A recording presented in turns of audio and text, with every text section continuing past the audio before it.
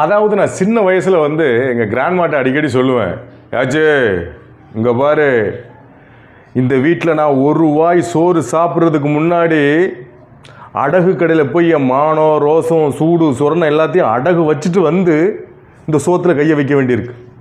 ஏன்னா ஒரு வாய் சோத்துக்கு இந்த வீட்டில் நீங்கள் அந்தளவுக்கு என்ன அசிங்கப்படுத்துறீங்க. நீ நினைக்கிற மாதிரி நான் கிடையாது. நான்லாம் கவரிமான் மாதிரி ஒரு முடி உதிஞ்சுன்னு வச்சுக்கோயேன் அப்படின்ட்டு போய்கிட்டே இருப்போம். அந்த மாதிரி ஆள். அது மட்டும் இல்லாமல் சோறு முக்கியமா மானம் முக்கியமா அப்படின்னு கேட்டால் எனக்கு மானம் முக்கியம் இல்லை, சோறு தான் முக்கியம். ஏன்னா பசிக்கு புள்ள. ஆனால் ஒன்று இங்கே பார், நல்லா முத்தலகே, இங்கே பார் நல்லா எழுதி வச்சுக்கோ ஆச்சு. அதாவது ஒரு நாள் நான் 4 காசு சம்பாதிக்கிற அன்னைக்கு உங்கள் எல்லாத்தையும் அப்படி கொன்று தின்னு விடுவேன் அப்படின்னு சொல்லி 2 நிமிஷம் டைலாக் பேசியிருப்பேன்.